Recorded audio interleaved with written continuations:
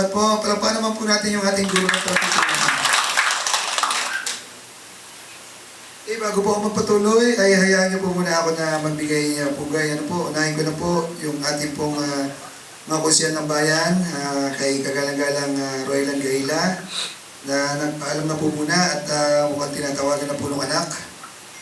Gayon din po ang ating pong Sangguniang Bayan member, committee chairperson, ng ating pong Transportation, Communication, Information. Palakpakan naman po natin si kagalang-galang konsyal ng Pangasinan. Sa ating pong mga naging resource person, since day 1 kay Ma'am Patricia May Bermudez, ang Information Officer 1 mula po sa Philippine Information Agency, Region 4A. Ma'am, tindig ka po. Para po ikaw muling matalang.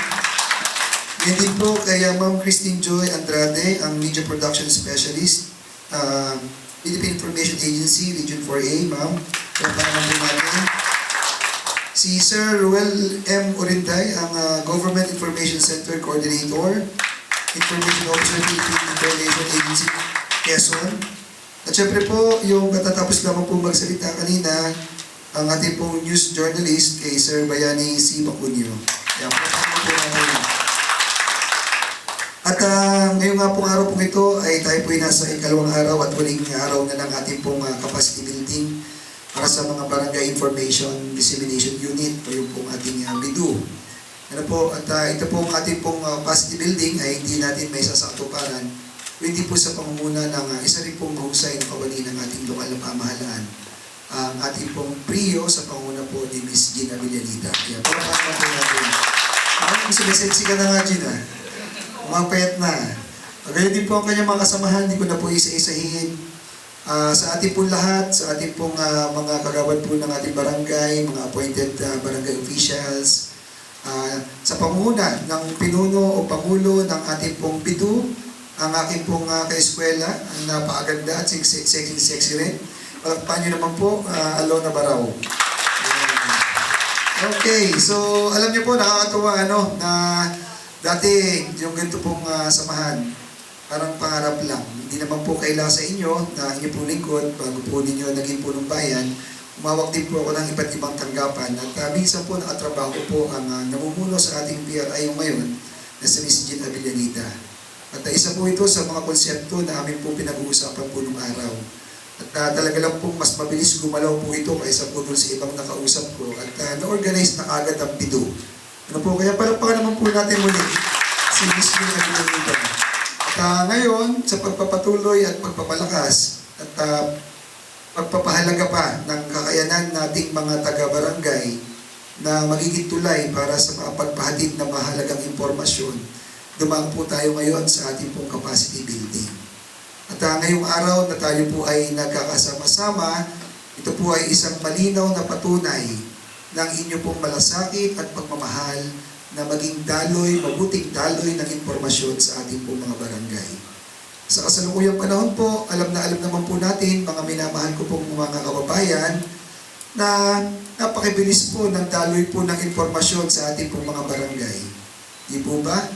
At dahil po yan sa advent ng teknolohiya. Ginagawa mo pa lang dito, pinag-uusapan natin dito, kung nandun na sa pinakadulo ng ating barangay, basta merong internet, merong cellphone, merong Facebook, ay alam na kung ano po ang ating ginawa. At napakahalaga dito pong ating capacity building for barangay information officers na ating pong ay sinagawa sa loob po ng 2 araw. Binabati ko po kayo sa isang matagumpay na paglalaan po ng 2 araw ng inyong mahalagang panahon na ito po ay inyong paglaanan. Kayo po na mga BIDU, kayo po ay may mahalagang papel na ginagampanan para po maiparating ang mga tama, tapat at mga organisadong impormasyon na maaari pong magdala ng mga balita, ng mga serbisyo na kinakailangan ng ating mamamayan mula po sa ating lokal na pamahalaang bayan. At yan po ay lubos na pinasasalamatan po ng inyong lingkod. Ako po ay ang lokal na pamahalaan ay nagpapapon sa inyo ng taus-pusong pasasalamat sa inyong walang sawang pagsisilbi sa ating komunidad. At kayo po ang itinuturing ng ating lokal na pamahalaan na mahalagang tulay para maipahatid po ang tama at responsableng mga impormasyon sa ating pong mga kababayan. Kaya palakpakan naman po ninyo ang inyong mga sarili.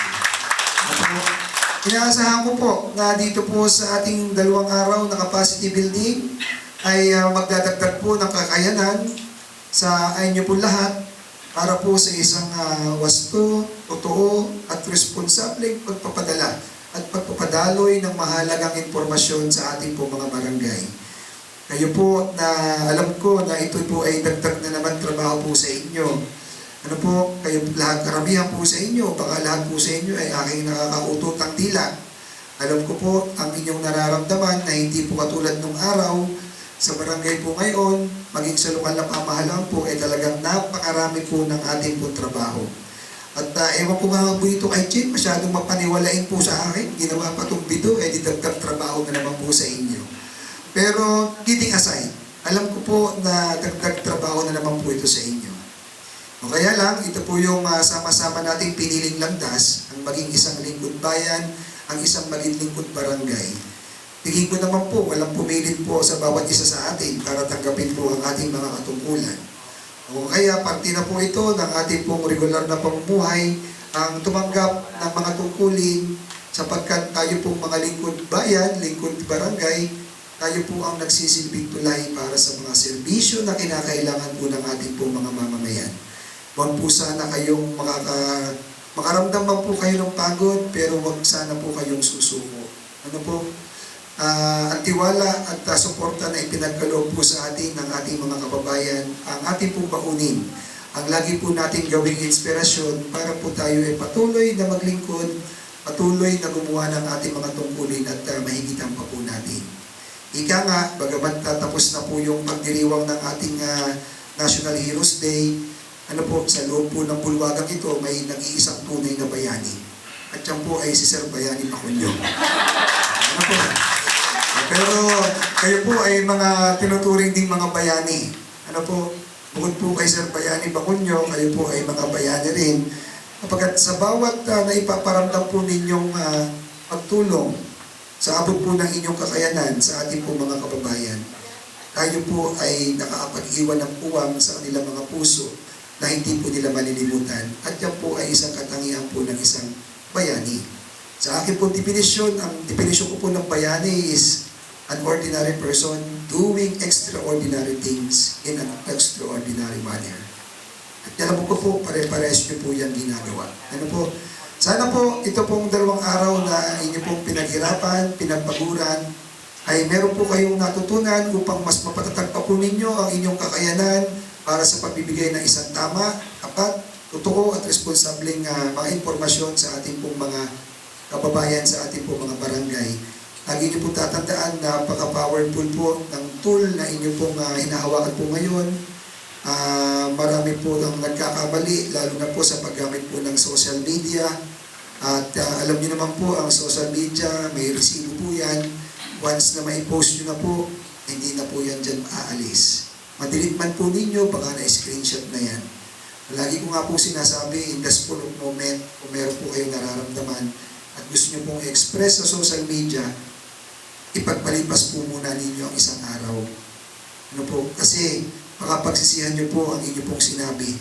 Dahil usually in the heat of anger, pag meron po tayong sinabi, most of the time, pinagsisisihan po natin bakit po natin nagawa pa ito. Ano po? So, isa po yan sa ating pong mga dapat may bahagi o magampanan bilang mga barangay information officers. At hangad ko po na lahat po ng inyo pong mga natutunan na naibahagi po ng ating mga resource persons ngayong 2 araw po ng ating capacity building. Marami po tayong natutunan. Naituro po ba ninyo man kung paano po mag-monetize? Para naman pag nag-social media kami ay meron kaming abangan.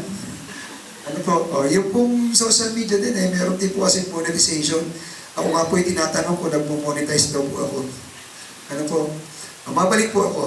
So, muli po, bilang inyo pong punong bayan, ako po ay nagpapabot ng pasasalamat sa inyo pong pag-iisa. sa inyo pong paglalaan ng panahon para po sa mahalagang capacity building. Ang programa po ito ay naglalayo na bigyan po tayo ng kakayanan ng dagdag kaalaman para sa isang responsableng pagpapahayag at pagpapadaloy po ng impormasyon. At kayo po mga barangay informations officers, sabi ko nga po, kayo po ay ang aming pong partner ng lokal na pamahalaan para po sa pagpapadaloy ng mga balita, ng mga mahalagang anunsyo at mga serbisyo na kinakailangan po ng ating mga kababayan.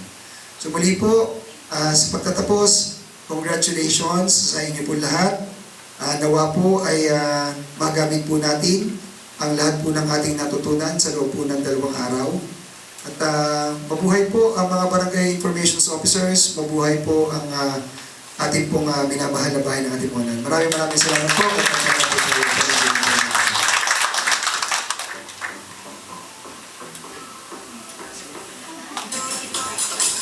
Maraming